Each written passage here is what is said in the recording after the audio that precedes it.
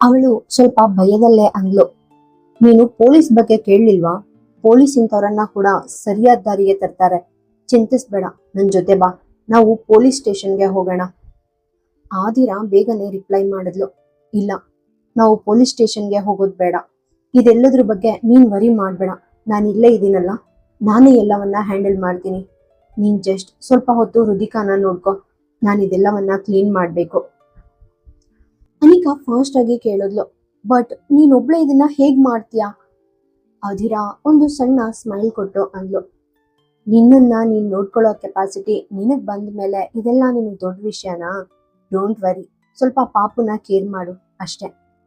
ಹೀಗೆ ಹೇಳ್ತಾ ಅವಳು ಹೃದಿಕಾಳನ್ನ ಅನಿಕಾಳ ಮಡ್ಲಲ್ಲಿ ಇರಿಸಿದ್ಲು. ಅನಿಕಾ ಆ ಮಗುವನ್ನ ಎತ್ಕೊಂಡಾಗ ಹೃದಿಕಾ ಕ್ಯೂಟ್ ಆಗಿ ಸ್ಮೈಲ್ ಮಾಡ್ತಾ ತನ್ನ ಕೈ ಕಾಲ್ಗಳನ್ನ ಆಡ್ಸೋಕೆ ಸ್ಟಾರ್ಟ್ ಮಾಡಿದ್ಲು. ಅನಿಕಾ ಆ ಪುಟ್ಟ ಕಂದಮ್ಮನನ್ನ ನೋಡಿ ಮುಗುಳ್ನಕ್ಳು. ಬಟ್ ಸಡನ್ ಆಗಿ ಅವಳ ಫಾಸ್ಟ್ ನೆನಪಾದಂತೆ ಅವಳು ಆ ನಗು ಮಾಯವಾಯಿತು. ಆ ದಿನ ಈಶಾ ಪ್ರೆಗ್ನೆಂಟ್ ಆಗಿ ಮಗುವಿಗೆ ಜನ್ಮ ಕೊಡೋ ಟೈಮ್ ಹತ್ರ ಬಂದಾಗ ರಾಜವಂಶಿ ಮ್ಯಾನ್ಸನ್ ಫುಲ್ ಹ್ಯಾಪಿನೆಸ್ ಇಂದ ತುಂಬಿತ್ತು. ಆದ್ರೆ ರುದ್ರ ಆ ದಿನ ಈಶಾ ಬಗ್ಗೆ ಸತ್ಯ ತಿಳ್ಕೊಂಡ್ಮೇಲೆ ಅವಳನ್ನ ಕಂಪ್ಲೀಟ್ ಆಗಿ ಹೇಟ್ ಮಾಡೋಕೆ ಸ್ಟಾರ್ಟ್ ಮಾಡ್ದ ಅಂಡ್ ಅವಳನ್ನ ಕೊಲ್ಲೋಕೆ ಡಿಸೈಡ್ ಮಾಡ್ದ. ತನ್ನ ಲೈಫ್ ಸೇವ್ ಮಾಡ್ಕೊಳ್ಳೋಕೆ ಈಶಾ ಡೆಲಿವರಿ ಆದ ತಕ್ಷಣ ಮಗುವಿನ ಜೊತೆ ಅಲ್ಲಿಂದ ಎಸ್ಕೇಪ್ ಆಗಿದ್ಲು. ಒಂದು ವೇಳೆ ಅಂದು ಆ ಘಟನೆ ನಡೆದೇ ಇದ್ದಿದ್ರೆ ಆ ಮಗು ಕೂಡ ಈಗ ಹೃದಿಕಾ ತರಹಾನೆ ಮುಗ್ಧವಾಗಿ ಅನಿಕಾಳ ಮಡ್ಲಲ್ಲಿ ಆಟ ಆಡ್ತಾ ಇತ್ತು. ಅನಿಕಾ ಅಕಾಡೆಮಿನ ನೀಟ್ ಮಾಡೋ ಕೆಲ್ಸದಲ್ಲಿ ಬ್ಯುಸಿ ಆಗಿದ್ದ ಅಧಿರಾಳನ್ನ ನೋಡಿದ್ಲು. ಅವಳು ತನ್ನ ಕೈಯಲ್ಲೇ ಆ ಮುರಿದ ಗಾಜಿನ ತುಂಡುಗಳನ್ನ ಪಿಕ್ ಮಾಡಿ ಬಿದ್ದಿರೋ ಎಲ್ಲ ಐಟಮ್ಸ್ ಪಕ್ಕಕ್ಕೆ ಇಟ್ಟು ಡ್ಯಾಮೇಜ್ ಆಗಿರೋ ವಸ್ತುಗಳನ್ನ ಇನ್ನೊಂದ್ ಕಡೆ ಹಾಕ್ತಿದ್ಲು. ಸಡನ್ ಆಗಿ ಅನಿಕಾ ಮೈಂಡ್ ನಲ್ಲಿ ಯಾವುದೋ ಬೇರೆನೆ ಕನ್ಫ್ಯೂಷನ್ ಸ್ಟಾರ್ಟ್ ಆಯ್ತು. ಅವಳು ಫಸ್ಟ್ ಹೃದಿಕಾ ಕಡೆ ನೋಡಿ ಆಮೇಲೆ ಅಧಿರಾ ಕಡೆ ನೋಡಿದ್ಲು. ಅವಳು ಸ್ವಲ್ಪ ಹೊತ್ತು ಥಿಂಕ್ ಮಾಡಿ ಅಂದ್ಲು, ನಾನು ಆದಿರಾ ಅಂಡ್ ಹೃದಿಕಾ ಇಬ್ರನ್ನು ನನ್ನ ಜೊತೆ ರಾಜವಂಶಿ ಮ್ಯಾನ್ಷನ್ಗೆ ಕರ್ಕೊಂಡು ಹೋದ್ರೆ ಬಹುಶಃ ಬ್ರದರ್ ಆದಿರಾ ಜೊತೆ ಲವ್ ನಲ್ಲಿ ಬೀಳ್ಬಹುದು. ಈಗ ಯಾರನ್ನು ಪ್ರೀತಿಸೋ ವಿಷಯದಲ್ಲಿ ಅವನ್ಗೆ ನಂಬಿಕೆ ಇಲ್ಲದೆ ಇದ್ರು ಅವನು ಆದಿರಾ ಬಗ್ಗೆ ಫೀಲಿಂಗ್ಸ್ ಬೆಳೆಸ್ಕೊಳ್ಳೋಕೆ ಚಾನ್ಸಸ್ ಇದೆ. ಆದ್ರೆ ನೆಕ್ಸ್ಟ್ ಮೊಮೆಂಟ್ ಅವಳು ತನ್ನ ಥಾಟ್ಸ್ ಕಂಟ್ರೋಲ್ ಮಾಡ್ಕೊಂಡು ಅಂದ್ಲು, ನಾನೇನಾದ್ರೂ ಆದಿರಾಳನ್ನ ನನ್ ಜೊತೆ ರಾಜವಂಶಿ ಮ್ಯಾನ್ಷನ್ಗೆ ಕರ್ಕೊಂಡು ಹೋದ್ರೆ ನಾನು ಯಾರಂತ ಅವಳಿಗೆ ಸತ್ಯ ಹೇಳ್ಬೇಕಾಗುತ್ತೆ. ಅಕಸ್ಮಾತ್ ಅದು ಗೊತ್ತಾದ್ರೆ ಆದಿರಾ ನನ್ನನ್ನೇ ದೂರ ಮಾಡಿಬಿಡ್ತಾಳೆ. ಅಣ್ಣನನ್ನ ಮ್ಯಾರೇಜ್ ಆಗೋದಿರ್ಲಿ, ಫಸ್ಟ್ ನನ್ ಜೊತೆ ಇರೋ ಫ್ರೆಂಡ್ಶಿಪ್ ಕಟ್ ಆಗುತ್ತೆ. ಇಲ್ಲ ಇಲ್ಲ, ನನ್ಗೆ ಆದಿರಾ ಇಂದ ಅಂತ ಸೆಪರೇಷನ್ ಬೇಡ. ಹೀಗೆ ಹೇಳ್ತಾ ಅವಳು ಒಂದು ಡೀಪ್ ಬ್ರೆತ್ ತಗೊಂಡ್ಲು. ಈಗಾಗಲೇ ಕ್ಲಾಸಸ್ ಟೈಮ್ ಆಗಿತ್ತು ಅಂಡ್ ಬೇರೆ ಬಾಯ್ಸ್ ಅಂಡ್ ಗರ್ಲ್ಸ್ ಡ್ಯಾನ್ಸ್ ಅಕಾಡೆಮಿಗೆ ಎಂಟ್ರಿ ಕೊಡೋಕೆ ಸ್ಟಾರ್ಟ್ ಮಾಡಿದ್ರು. ಅಕಾಡೆಮಿ ಕಂಡೀಷನ್ ನೋಡಿ ಸ್ಟೂಡೆಂಟ್ಸ್ ಎಲ್ಲರೂ ಶಾಕ್ ಆದ್ರು. ಬಟ್ ಆದಿರಾ ಎಲ್ಲರನ್ನು ಹೃದಿಕಾ ಜೊತೆ ಆಟ ಆಡೋ ಹಾಗೆ ಮಾಡಿದ್ಲು. ಯಾಕಂದ್ರೆ ಎಲ್ರಿಗೂ ಅವಳ ಜೊತೆ ಟೈಮ್ ಸ್ಪೆಂಡ್ ಮಾಡೋಕೆ ಇಷ್ಟ ಆಯ್ತು. ಆದ್ರೆ ಆದಿರಾ ತುಂಬಾನೇ ಸ್ಟ್ರಿಕ್ಟ್ ಡ್ಯಾನ್ಸ್ ಟೀಚರ್ ಆಗಿದ್ರಿಂದ ಅವಳು ಕ್ಲಾಸ್ ಟೈಮಲ್ಲಿ ಇಂಥ ಫಾಸ್ಟ್ ಟೈಮ್ಸ್ ಅಲೋ ಮಾಡೋಕೆ ಒಪ್ಲಿಲ್ಲ. ಹುಡುಗಿಯರು ಹೃದಿಕಾ ಜೊತೆ ಆಟ ಮುಗಿಸೋ ಅಷ್ಟರಲ್ಲಿ ಆದಿರಾ ಇಡೀ ಡ್ಯಾನ್ಸ್ ಅಕಾಡೆಮಿನ ಕ್ಲೀನ್ ಮಾಡಿದ್ಲು. ಆದ ಡ್ಯಾಮೇಜ್ನ ತಕ್ಷಣ ಸರಿಪಡಿಸೋಕೆ ಸಾಧ್ಯವಾಗದಿದ್ರು ಅವಳು ಕನಿಷ್ಠ ತನ್ನ ಫೋನ್ನಲ್ಲಿ ಮ್ಯೂಸಿಕ್ ಪ್ಲೇ ಮಾಡಿ ಡ್ಯಾನ್ಸ್ ಕಲಿಸೋಕೆ ಅಕಾಡೆಮಿನ ಅಡ್ಜಸ್ಟ್ ಮಾಡಿದ್ಲು. ಅವಳು ತಕ್ಷಣ ಕ್ಲಾಸ್ ಸ್ಟಾರ್ಟ್ ಮಾಡಿದ್ಲು ಅಂಡ್ ಎಲ್ಲಾ ಹುಡುಗಿಯರಿಗೆ ಡ್ಯಾನ್ಸ್ ಕಲಿಸಿದ್ಲು. ಎಲ್ರೂ ಹೋದ್ಮೇಲೆ ಅನಿಕಾ ಅಂಡ್ ಆದಿರಾ ಮತ್ತೊಮ್ಮೆ ಅಲ್ಲೇ ಒಂಟಿಯಾಗಿ ಉಳಿದ್ರು. ನಂತರ ಅನಿಕಾ ಅದಿರಾ ಕಡೆ ನೋಡಿ ಕೇಳಿದ್ಲು, ಈಗ ನೀನ್ ಸೆಕೆಂಡ್ ಕ್ಲಾಸ್ ಇರೋದು ಈವ್ನಿಂಗ್ ಅಲ್ವಾ, ಸೊ ನೀನ್ ನನ್ಗೆ ಒಂದು ಹೆಲ್ಪ್ ಮಾಡ್ತೀಯಾ? ಆದಿರಾ ಅವಳನ್ನ ಡೌಟ್ ಇಂದ ನೋಡಿದ್ಲು. ಅನಿಕಾ ಬೇಗನೆ ಅಂದ್ಲು, ಅದು ನಾನು ಮಾರ್ಕೆಟ್ಗೆ ಹೋಗ್ಬೇಕು, ನನಗೆ ಸ್ವಲ್ಪ ಕೆಲಸ ಇದೆ, ಪ್ಲೀಸ್ ನನ್ನ ಜೊತೆ ಬಾ. ಆದಿರಾ ಹೇಳಿದ್ಲು. ಬಟ್ ಹೃದಿಕಾ ಜೊತೆ ಅವಳು ಮಾತು ಕಂಪ್ಲೀಟ್ ಮಾಡೋ ಮೊದಲೇ ಅನಿಕಾ ಅಂದ್ಲು, ಹಾಗಾದ್ರೆ ನಾವು ಹೃದಿಕಾಳನ್ನ ಕೂಡ ನಮ್ಮ ಜೊತೆ ಕರ್ಕೊಂಡು ಹೋಗೋಣ. ಅವಳು ನಮ್ಮ ಜೊತೆ ನಲ್ಲಿ ಬರ್ತಾಳೆ, ಏನ್ ಪ್ರಾಬ್ಲಮ್? ಅವಳ ಮಾತು ಕೇಳಿ ಆದಿರಾ ಒಂದ್ ಕ್ಷಣ ಥಿಂಕ್ ಮಾಡಿ ತಲೆ ಅಲ್ಲಾಡ್ಸಿದ್ಲು.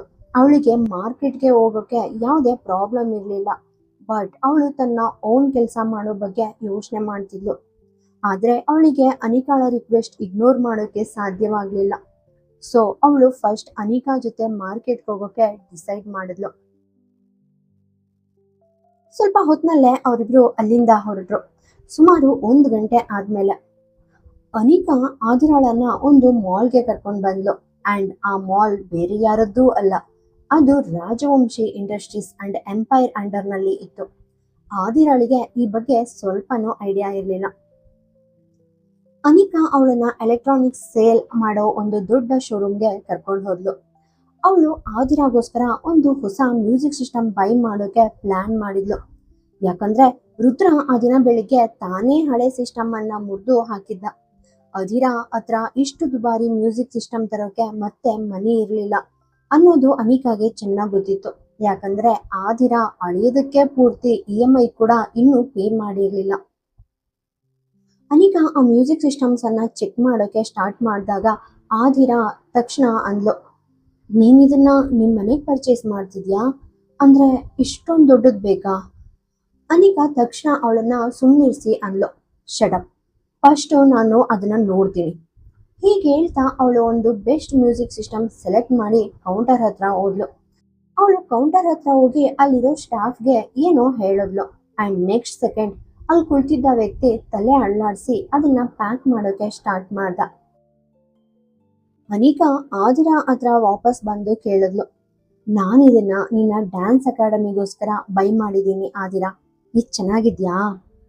ಆದಿರಾ ತಕ್ಷಣ ರಿಪ್ಲೈ ಮಾಡಿದ್ಲು, ಬಟ್ ಇಷ್ಟೊಂದು ಎಕ್ಸ್ಪೆನ್ಸಿವ್ ಮ್ಯೂಸಿಕ್ ಸಿಸ್ಟಮ್ ಇಸ್ಕೊಳ್ಳೋಕೆ ನನ್ನ ಹತ್ರ ಅಫೋರ್ಡ್ ಮಾಡೋಕೆ ಆಗಲ್ಲ ಅನಿಕಾ.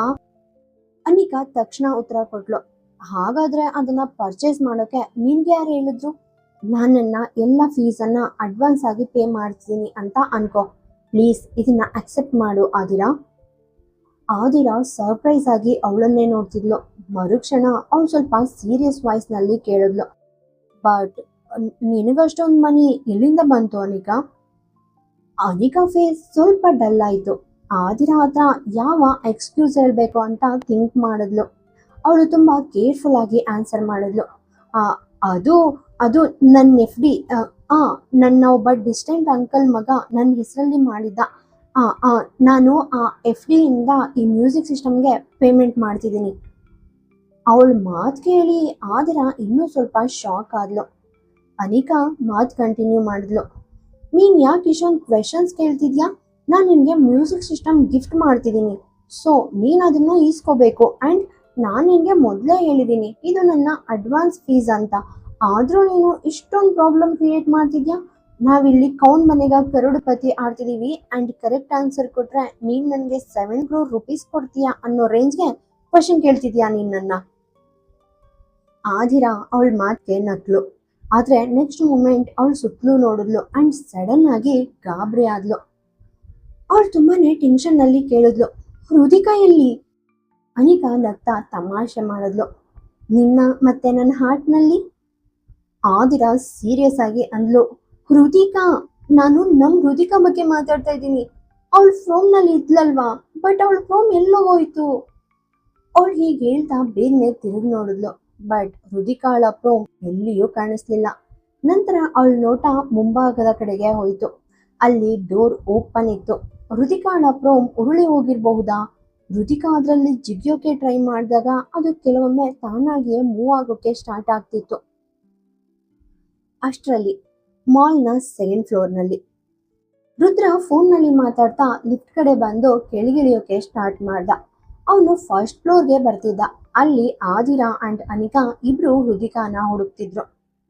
ರುದ್ರ ಈಗ 1st ಫ್ಲೋರ್ ರೀಚ್ ಆಗಿ ಎದುರಿಗಿರೋ ಮ್ಯೂಸಿಕ್ ಅಂಡ್ ಎಲೆಕ್ಟ್ರಾನಿಕ್ಸ್ ಶಾಪ್ ಕಡೆ ನೋಡ್ದ. ಅವನು ಅದ್ರ ಕಡೆಗೆ ನಡ್ಕೊಂಡ್ ಬಂದ. ಆದಿರಾಳ ಹಾರ್ಟ್ ಜೋರಾಗಿ ಬಡಿತಾ ಇತ್ತು. ಆಗ ಅವಳು ಗಮನಿಸಿದ್ಲು, ಹೃದಿಕಾಳ ಪ್ರೋಮ್ ಅವಳಿಂದ ತುಂಬಾ ದೂರ ಹೋಗಿದೆ ಅಂಡ್ ರುದ್ರನ ನೋಟ ಈಗ ನೇರವಾಗಿ ಹೃದಿಕಾ ಮೇಲೆ ಇದೆ. ಆ ಮಗುವಿನ ಪ್ರೋಮ್ ಅವನ್ ಮುಂದೆ ನಿಂತು ಅವನ ದಾರಿಯನ್ನ ಬ್ಲಾಕ್ ಮಾಡ್ತಿತ್ತು. ಆದಿರಾ ಮೇಲಕ್ ನೋಡಿ ರುದ್ರನನ್ನ ನೋಡಿದ ತಕ್ಷಣ ಇನ್ನು ಜಾಸ್ತಿ ಪ್ಯಾನಿಕ್ ಆದ್ಲು. ನೆಕ್ಸ್ಟ್ ಮೂಮೆಂಟ್ ಅವಳು ಫಾಸ್ಟ್ ಆಗಿ ಹೃದಿಕಾ ಇರೋ ಕಡೆ ಓಡಿದ್ಲು. ಅಷ್ಟರಲ್ಲಿ ಹೃದಿಕಾ ತನ್ನ ಪ್ರೋಮ್ ಇಂದ ಎದ್ದು ರುದ್ರನ್ ಮಡ್ಲಿಗೆ ಹಾರೋಕೆ ಟ್ರೈ ಮಾಡಿದ್ಲು. ರುದ್ರ ಅವಳನ್ನ ನೋಡಿ ಒಂದ್ ಸಣ್ಣ ಸ್ಮೈಲ್ ಕೊಟ್ಟ. ನಾರ್ಮಲಿ ಮಕ್ಕಳು ಫೇಸ್ ನೆನ್ಪಿಟ್ಕೊಳ್ಳೋದು ಕಷ್ಟ, ಆದ್ರೆ ಅವಳು ಹಾಕಿದ್ದ ಆ ಕಾಲ್ಗೆಜ್ಜೆಗಳು ತುಂಬಾನೇ ಡಿಫ್ರೆಂಟ್ ಅಂಡ್ ಬ್ಯೂಟಿಫುಲ್ ಆಗಿದ್ರಿಂದ ಅವಳನ್ನ ಈಸಿಯಾಗಿ ಐಡೆಂಟಿಫೈ ಮಾಡ್ದ. ಅವನ್ ತಕ್ಷಣ ಹೃದಿಕಾಳನ್ನ ತನ್ನ ಮಡ್ಲಲ್ಲಿ ಎತ್ಕೊಂಡ. ರುದ್ರನ ಮಡ್ಲಲ್ಲಿ ಶಾಪಿಂಗ್ ಮಾಲ್ ನಲ್ಲಿ ಹೃದಿಕಾ ಇರೋದನ್ನ ನೋಡ್ದ ಆದಿರಾ ಕಂಪ್ಲೀಟ್ ಆಗಿ ಶಾಕ್ ಆದ್ಲು. ಅವಳು ಫಾಸ್ಟ್ ಆಗಿ ಹೃದಿಕಾ ಹತ್ರ ಬಂದ್ಲು. ಬರೋವಾಗ ಅವಳ ಕಾಲು ಸಡನ್ ಆಗಿ ಸ್ಲಿಪ್ ಆಗಿ ಅವಳು ಡೈರೆಕ್ಟ್ ಆಗಿ ರುದ್ರನ್ ಮೇಲೆ ಬೀಳೋ ಪೊಸಿಷನ್ ನಲ್ಲಿ ಇದ್ಲು. ರುದ್ರನ್ಗೀಗ ಹೃದಿಕಾಳನ್ನ ಹೋಲ್ಡ್ ಮಾಡ್ಬೇಕೋ ಅಥವಾ ಅಧಿರಾಳನ್ನ ಸೇವ್ ಮಾಡ್ಬೇಕೋ ಅಂತ ಅರ್ಥನೇ ಆಗ್ಲಿಲ್ಲ. ಅವನು ಒಂದ್ ಕೈಯಲ್ಲಿ ಹೃದಿಕಾ ಇದ್ಲು ಅಂಡ್ ಇನ್ನೊಂದ್ ಕೈ ಆದಿರಾಳ ಸೊಂಟದ ಮೇಲೆ ಇತ್ತು. ಆದಿರಾ ತಕ್ಷಣ ಅವನ ಕೈಯನ್ನ ಸೊಂಟದಿಂದ ತೆಗೆದು ಕಿರ್ಚಿದ್ಲು. ನನ್ನನ್ನ ಟಚ್ ಮಾಡೋ ಧೈರ್ಯ ಮಾಡ್ಬೇಡ. ಅವಳು ಹಾಗೆ ಹೇಳಿದ ತಕ್ಷಣ ರುದ್ರ ಸಡನ್ ಆಗಿ ತನ್ನ ಕೈಯನ್ನ ರಿಮೂವ್ ಮಾಡ್ದ ಅಂಡ್ ಅವಳು ಮತ್ತೆ ಎಡು ಬೀಳೋಕೆ ಸ್ಟಾರ್ಟ್ ಮಾಡಿದ್ಲು. ಆದ್ರೆ ಈ ಸಾರಿ ರುದ್ರ ಅವಳನ್ನ ಮತ್ತೆ ಸೇವ್ ಮಾಡ್ತಾ ಅಂದ. ನಾನ್ ನಿನ್ ವೇಸ್ಟ್ ಮೇಲೆ ಕೈ ಇಟ್ಕೊಳ್ತಿದ್ರೆ ನೀನು ನಿನ್ ಫೇಸ್ ಮೇಲೆ ಬಿದ್ದು ಡ್ಯಾಮೇಜ್ ಮಾಡ್ಕೊಳ್ತಿದ್ದೆ. ಒಂದ್ ಸ್ವಲ್ಪ ಗ್ರೇಟ್ಫುಲ್ ಆಗಿರೋದ್ನ ಕಲಿ. ನಾನ್ ನಿನ್ನನ್ನ ಮತ್ತೆ ಸೇವ್ ಮಾಡಿದೀನಿ ಅಂಡ್ ಅದು ನಿನ್ಗೆ ನಾನ್ ಮಾಡಿದ ಒಂದು ಫೇವರ್. ಯಾಕಂದ್ರೆ ನಾನು ಇನ್ನೂ ನಿನ್ ಜೊತೆ ಶೆಟಲ್ ಮಾಡ್ಕೋಬೇಕಾದ ಕೆಲವು ಲೆಕ್ಕಾಚಾರಗಳನ್ನ ಬ್ಯಾಲೆನ್ಸ್ ಇಟ್ಕೊಂಡಿದೀನಿ. ಆ ಅಕೌಂಟ್ ಸೆಟಲ್ ಆಗೋ ತನಕ ನೀನ್ ಖಂಡಿತವಾಗಿಯೂ ನರ್ಕಕ್ಕೆ ಹೋಗೋಕೆ ನಾನ್ ಬಿಡಲ್ಲ. ರುದ್ರ ರಾಜವಂಶಿಗೆ ಯಾವುದು ಚಿಂತೆ ಇಲ್ಲ. ಆದಿರಾ ಬೇಗನೆ ಕೇಳಿದ್ಲು. ಫಸ್ಟ್ ನೀನ್ ಹೇಳು, ನನ್ನ ಹೃದಿಕಾಳನ್ನ ಕಿಡ್ನಾಪ್ ಮಾಡೋಕೆ ನಿನ್ಗೆ ಎಷ್ಟೊಂದು ಧೈರ್ಯ ಎಲ್ಲಿಂದ ಬಂತು? ರುದ್ರ ಫುಲ್ ಸರ್ಪ್ರೈಸ್ ಆಗಿ ಕೇಳ್ದ. ಏನು? ನೀನಿಗೆ ಏನ್ ಹೇಳ್ದೆ? ಆದಿರಾ ಬೇಗನೆ ರಿಪ್ಲೈ ಮಾಡಿದ್ಲು. ನನ್ ಮುಂದೆ ನಾಟಕ ಮಾಡಬೇಡಿ ಮಿಸ್ಟರ್ ರುದ್ರ ರಾಜವಂಶಿ. ಆ ದಿನ ನಿಮ್ಗೆ ಹೃದಿಕಾಳನ್ನ ಕಿಡ್ನಾಪ್ ಮಾಡೋಕ್ ಆಗ್ಲಿಲ್ಲ ಅಂತ ನನಗೆ ಚೆನ್ನಾಗಿ ಗೊತ್ತು. ಅದಕ್ಕೆ ಇವತ್ ನೀವು ಮತ್ತೆ ಟ್ರೈ ಮಾಡ್ತಿದ್ದೀರಾ. ನನ್ನ ಹೃದಿಕಾ ಎಲೆಕ್ಟ್ರಾನಿಕ್ ಶೋರೂಮ್ ನಲ್ಲಿ ನನ್ ಜೊತೆ ಇದ್ಲು, ಬಟ್ ನೀವು ಅವಳನ್ನ ಇಲ್ಲಿ ಕರ್ಕೊಂಡು ಬಂದಿದ್ದೀರಾ.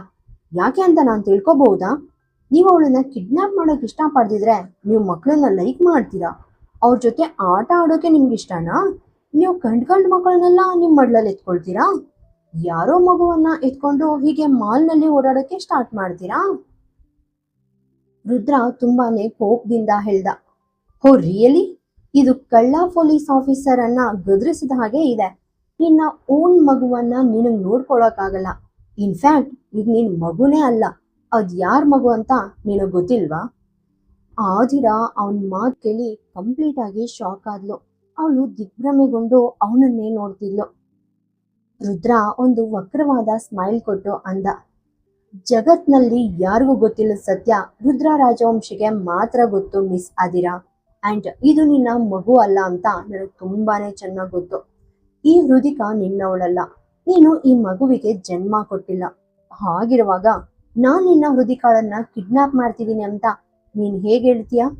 ನನ್ ಮಾತಿನ ಕೇರ್ಫುಲ್ ಆಗಿ ಕೇಳು. ಇವತ್ತು ನೀನು ನನ್ನ ಮುಂದೆ ಈ ರೀತಿ ಯೂಸ್ಲೆಸ್ ಆಗಿ ಮಾತಾಡ್ತಿದ್ಯಾ. ನೀನ್ ಏನಾದ್ರೂ ಈ ಅಸಂಬದ್ಧ ಮಾತುಗಳನ್ನ ಮತ್ತೆ ರಿಪೀಟ್ ಮಾಡಿದ್ರೆ ರಿಯಲ್ ಕಿಡ್ನಾಪಿಂಗ್ ಅಂದ್ರೆ ಏನಂತ ನಾನು ನಿನ್ಗೆ ಎಕ್ಸ್ಪ್ಲೈನ್ ಮಾಡ್ತೀನಿ. ಆಮೇಲೆ ನೀನು ಈ ಹೃದಿಕಾಳನ್ನ ಎಲ್ಲಿಂದ ತಂದಿದ್ಯಾ ಅಂತ ಪೊಲೀಸ್ಗೆ ಆನ್ಸರ್ ಮಾಡ್ಬೇಕಾಗತ್ತೆ. ಅವನ ಮಾತುಗಳು ಆದಿರಾಳ ಕೈಕಾಲುಗಳನ್ನ ಮರಗಟ್ಟುವಂತೆ ಮಾಡಿದ್ವು. ಅವಳ ಲೈಫ್ ನಲ್ಲಿ ಏನಾದ್ರೂ ಒಂದು ದೊಡ್ಡ ಭಯ ಇತ್ತು ಅಂದ್ರೆ ಅದು ಹೃದಿಕಾ ಪೇರೆಂಟ್ಸ್ ಅವಳನ್ನ ಎದುರಿಸಬಹುದು ಅಥವಾ ಯಾರಾದ್ರೂ ಹೃದಿಕಾ ತನ್ನ ಓನ್ ಮಗಳಲ್ಲ ಅಂತ ಕಂಡು ಹಿಡಿದು ಮಗುವನ್ನ ಅವಳಿಂದ ದೂರ ಮಾಡಬಹುದು ಅನ್ನೋದು ಮಾತ್ರ ಆಗಿತ್ತು. ಆದಿರಾ ಹೃದಿಕಾಳ ಲೀಗಲ್ ಡಾಕ್ಯುಮೆಂಟ್ಸ್ ರೆಡಿ ಮಾಡೋಕೆ ಎಷ್ಟೋ ಟ್ರೈ ಮಾಡಿದ್ಲು, ಬಟ್ ಅದು ಪಾಸಿಬಲ್ ಆಗಿರ್ಲಿಲ್ಲ. ರುದ್ರ ಈಗ ಫೇಸ್ ನಲ್ಲಿ ಒಂದು ಪೈಶಾಚಿಕ ಸ್ಮೈಲ್ ಇಟ್ಕೊಂಡು ಆದಿರಾಳನ್ನ ನೋಡಿ ನಕ್ಕ. ಆದ್ರೆ ಅವಳಷ್ಟು ಈಸಿಯಾಗಿ ಗಿವ್ ಅಪ್ ಮಾಡೋಕೆ ರೆಡಿ ಇರ್ಲಿಲ್ಲ. ಯಾಕಂದ್ರೆ ಹಾಗ್ ಮಾಡಿದ್ರೆ ರುದ್ರ ಅವಳನ್ನ ಇನ್ನೂ ಜಾಸ್ತಿ ಟಾರ್ಚರ್ ಮಾಡ್ತಿದ್ದ ಅಂತ ಅವಳು ಗೊತ್ತಿತ್ತು. ಸೊ ಅವಳು ಬೇಗನೆ ಹೇಳಿದ್ಲು. ನಾನ್ ಹೃತಿಕಾಗೆ ಜನ್ಮ ಕೊಟ್ಟಿಲ್ಲ ಅಂದ್ರೆ ಅವಳು ನನ್ನವಳಲ್ಲ ಅಂತ ಅರ್ಥ ಅಲ್ಲ. ಅವಳು ನನ್ನ ಸಿಸ್ಟರ್ ಮಗಳಾಗಿರ್ಬಹುದು, ನನ್ನ ತಂಗಿ ಬದುಕಿಲ್ದೇ ಇರಬಹುದು, ಅಥವಾ ಅವಳು ಎಲ್ಲೋ ಹೋಗಿರ್ಬಹುದು. ಅದಕ್ಕೆ ನಾನು ಅವಳನ್ನ ಕೇರ್ ಮಾಡ್ತಿದ್ದೀನಿ. ನಾನು ಅವಳನ್ನ ಕಿಡ್ನಾಪ್ ಮಾಡಿ ತಂದಿದ್ದೀನಿ ಅನ್ನೋದಕ್ಕೆ ನಿಮ್ಮ ಹತ್ರ ಏನಾದ್ರೂ ಪ್ರೂಫ್ ಇದೆಯಾ? ನನ್ನ ಮೇಲೆ ಅಲಿಗೇಷನ್ ಮಾಡುವಾಗ ಸ್ವಲ್ಪ ಕೇರ್ಫುಲ್ ಆಗಿ ಇರಿ ಮಿಸ್ಟರ್ ರುದ್ರ ರಾಜವಂಶಿ. ಇಲ್ದಿದ್ರೆ ನೀವು ನನಗೆ ಯಾವ ಪೊಲೀಸಿಂದ ಬೆದರಿಕೆ ಹಾಕ್ತಿದ್ದೀರೋ ಅದೇ ಪೊಲೀಸ್ ನಿಮ್ ಮುಂದೆ ಲಾಠಿ ಬೀಸೋ ಹಾಗೆ ಮಾಡ್ತೀನಿ. ರುದ್ರ ಸಿಕ್ಕಾಬಟ್ಟೆ ಕೋಪದಿಂದ ಅಂದ. ನೀನು ಪೊಲೀಸ್ನ ಕರೆಸಿ ಈ ರುದ್ರ ರಾಜವಂಶಿಗೆ ವಾರ್ನಿಂಗ್ ಕೊಡ್ತಿದ್ಯಾ? ಅವನಿನ್ನೂ ಮಾತಾಡ್ತಾನೆ ಇದ್ದ. ಸಡನ್ ಆಗಿ ಅವನು ಜೋರಾಗಿ ಕಿರಿಚ್ದ. ರುದಿಕಾ ತನ್ನ ಆ ಪುಟ್ಟ ಹಲ್ಲುಗಳಿಂದ ಅವನನ್ನ ತುಂಬಾ ಸ್ಟ್ರಾಂಗ್ ಆಗಿ ಕಚ್ಚಿದ್ಲು, ಅದು ಕೂಡ ಅವನ ನೆಕ್ ಮೇಲೆ.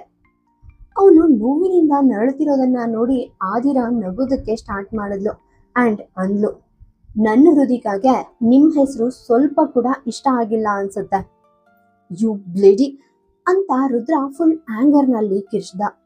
ಅವನ್ ಸೆಂಟೆನ್ಸ್ ಕಂಪ್ಲೀಟ್ ಮಾಡೋ ಮೊದ್ಲೇ ಆದಿರ ತನ್ನ ಫಿಂಗರ್ ತೋರಿಸಿ ವಾರ್ನಿಂಗ್ ಕೊಡ್ತಾ ಅಂದ್ಲು, ಏನಾದ್ರೂ ಹೇಳೋ ಮೊದ್ಲು ಸ್ವಲ್ಪ ಕೇರ್ಫುಲ್ ಆಗಿ ಥಿಂಕ್ ಮಾಡು ಮಿಸ್ಟರ್ ರಾಜವಂಶಿ, ಇಲ್ದಿದ್ರೆ ನನ್ನ ಹೃದಯ ಇನ್ನು ನಿನ್ ಮಡ್ಲಲ್ಲೇ ಇದ್ದಾಳೆ, ಅವಳು ಮತ್ತೆ ನಿನ್ನನ್ನ ಕಚ್ಚಬಹುದು, ಎಚ್ಚರ. ರುದ್ರ ಕೋಪದಿಂದ ಕಿರಿಸ್ದ, I will not leave you. ಅವನಿನ್ನು ಮಾತಾಡ್ತಾನೆ ಇದ್ದ. ರುದಿಕಾ ಮರುಕ್ಷಣವೇ ಅವನನ್ನ ಇನ್ನು ಸ್ಟ್ರಾಂಗ್ ಆಗಿ ಕಚ್ಚಿದ್ಲು. ರುದ್ರ ಮತ್ತೆ ನೋವಿನಿಂದ ನರಳ್ದ. ರುದಿಕಾ ಕಚ್ಚಿರೋ ಆ ಬೈಟ್ ಮಾರ್ಕ್ಸ್ ಅವನ ನೆಕ್ ಮೇಲೆ ಕ್ಲಿಯರ್ ಆಗಿ ಕಾಣಿಸ್ತಿದ್ವು. ಆದಿರ ಒಂದು ವ್ಯಂಗ್ಯವಾದ ಫೇಸ್ ಮಾಡ್ತಾ ಅಂದ್ಲು, ಹೋ ಪಾಪ ನೋಡಿ, ಚೋಟ್ ಬೇಬಿಗೆ ಪೇನ್ ಆಗ್ತಿದ್ಯಾ? ರುದಿಕಾ ನೀನ್ ಯಾಕೆ ಹೀಗ್ ಮಾಡ್ತಿದ್ಯಾ ಕಂದ? ನೋಡು ನೀನ್ ಕಚ್ಚೋದ್ರಿಂದ ಈ ಕ್ರೈ ಬೇಬಿ ಹೇಗ್ ಅಳ್ತಿದಾನೆ ನೋಡು, ಪ್ಲೀಸ್ ಅವನನ್ನ ಕಚ್ಚಬೇಡ. ಅವಳು ಹೀಗೆ ಹೇಳ್ತಾ ರುದ್ರನನ್ನ ಫುಲ್ ಟೀಸ್ ಮಾಡಿದ್ಲು. ರುದ್ರ ಸಿಕ್ಕಾಬಟ್ಟೆ ಸಿಟ್ಟಿನಿಂದ ಅವಳನ್ನ ನೋಡ್ದ. ರುದಿಕಾ ಅವನನ್ನ ಕಚ್ಚಿದ್ದಕ್ಕೆ ಅವನಿಗೆ ಅಷ್ಟೊಂದು ಕೋಪ ಇರ್ಲಿಲ್ಲ, ಬಟ್ ಆದಿರ ಅವನನ್ನ ಕೀಟ್ಲೆ ಮಾಡ್ತಿರೋ ರೀತಿ ನೋಡಿ ಅವನ್ಗೆ ತಲೆ ಸಿಡಿಯುವಷ್ಟು ಸಿಟ್ಟು ಬರ್ತಾ ಇತ್ತು. ಮತ್ತೊಂದ್ ಕಡೆ ಯಾರೋ ಕಂಪ್ಲೀಟ್ ಆಗಿ ಶಾಕ್ ಆಗಿ ನಿಂತಿದ್ರು. ತನ್ನ ಬ್ರದರ್ ಅಂಡ್ ಬಹುಶಃ ತನ್ನ ಫ್ಯೂಚರ್ ಅತ್ಗೆ ಹೀಗೆ ಒಬ್ರಿಗೊಬ್ರು ಜಗಳ ಆಡೋದನ್ನ ನೋಡ್ತಿದ್ದು ಅನಿಕಾ ಹೊರತು ಬೇರೆ ಯಾರು ಅಲ್ಲ. ಅವಳು ಥಿಂಕ್ ಮಾಡ್ತಿದ್ದು ಜಸ್ಟ್ ಬಿರುಗಾಳಿ ಅಥವಾ ಅರ್ಥ್ಕ್ವಿಕ್ ಬಗ್ಗೆ ಮಾತ್ರ. ಯಾಕಂದ್ರೆ ಅವಳಿಗೆ ಇಡೀ ವರ್ಲ್ಡ್ ಅಲ್ಲೇ ಎಂಡ್ ಆಗ್ತಿದೆ ಅನ್ನೋ ರೇಂಜ್ಗೆ ಫೀಲ್ ಆಗ್ತಿತ್ತು. ಅಕಸ್ಮಾತ್ ಅವರಿಬ್ರಲ್ಲಿ ಯಾರಾದ್ರೂ ಒಬ್ರು ಅವಳನ್ನ ನೋಡ್ಬಿಟ್ರೆ ಅವಳು ಎಷ್ಟೇ ಟ್ರೈ ಮಾಡಿದ್ರು ತನ್ನನ್ನ ತಾನು ಸೇವ್ ಮಾಡ್ಕೊಳ್ಳೋಕೆ ಸಾಧ್ಯನೇ ಇರಲಿಲ್ಲ. ಅವಳಿಗೆ ರುದ್ರನ ಮುಂದೆ ಆದಿರಾಳನ್ನ ಸಪೋರ್ಟ್ ಮಾಡೋಕೆ ಆಗಲ್ಲ ಅಂಡ್ ಆದಿರ ಮುಂದೆ ರುದ್ರ ತನ್ನ ಐಡೆಂಟಿಟಿ ರಿವೀಲ್ ಮಾಡೋಕೆ ಬಿಡಲ್ಲ. ಅವಳು ಆದಷ್ಟು ಬೇಗ ಅಲ್ಲಿಂದ ಎಸ್ಕೇಪ್ ಆಗ್ಬೇಕಂತ ಡಿಸೈಡ್ ಮಾಡಿದ್ಲು. ಅಲ್ಲಿಂದ ಹೇಗ್ ಹೋಗೋದು ಅಂತಾನೆ ಅವಳು ಯೋಚನೆ ಮಾಡ್ತಿದ್ಲು. ಈಗ ರುದ್ರ ಸಡನ್ ಆಗಿ ರುದಿಕಾಳನ್ನ ನೋಡಿ ನಗ್ತಾ ಅಂದ, ಒಂದ್ ನಿಮಿಷ ಇಲ್ಲಿ ಕೂತ್ಕೋಕಂದ. ಹೀಗೆ ಹೇಳ್ತಾ ಅವನು ರುದಿಕಾಳನ್ನ ಮತ್ತೆ ಪ್ರೋಮ್ ನಲ್ಲಿ ಕೂರಿಸ್ದ. ರುದಿಕಾಳನ್ನ ಪ್ರೋಮ್ ನಲ್ಲಿ ಸೆಟ್ ಮಾಡಿದ್ಮೇಲೆ ರುದ್ರ ಆದಿರಾಳನ್ನ ತುಂಬಾನೇ ವ್ಯಂಗ್ಯವಾಗಿ ನೋಡ್ತಿದ್ದ. ಮರುಕ್ಷಣ ರುದ್ರ ಅವಳ ವೇಸ್ಟ್ ಮೇಲೆ ಕೈ ಇಟ್ಟು ಅವಳನ್ನ ತನ್ನ ಕಡೆಗೆ ಹೇಳ್ಕೊಂಡ. ಆದಿರ ಕಂಪ್ಲೀಟ್ ಆಗಿ ಶಾಕ್ ಆದ್ಲು. ಅವಳ ಕೈಗಳು ಆಟೋಮ್ಯಾಟಿಕ್ ಆಗಿ ರುದ್ರನ ಶೋಲ್ಡರ್ ಮೇಲೆ ಬಂದ್ವು ಅಂಡ್ ಅವಳು ತನ್ನ ಬಿಗ್ ಐಸ್ ಇಂದ ರುದ್ರನನ್ನೇ ನೋಡ್ತಿದ್ಲು. Next moment mall full rush ಇತ್ತು ಅಂಡ್ ತುಂಬಾನೇ ಜನರು ತಮ್ಮನ್ನೇ ನೋಡ್ತಿದ್ದಾರೆ ಅನ್ನೋದನ್ನ ಅವಳು ನೋಟಿಸ್ ಮಾಡಿದ್ಲು. ರುದ್ರ ಅವಳನ್ನೇ ನೋಡ್ತಾ ಅಂದ, ನೀನ್ ನನ್ನನ್ನ ಕ್ರೈ ಬೇಬಿ ಅಂತ ಕರೆದಿದ್ಯಾ ಅಲ್ವಾ?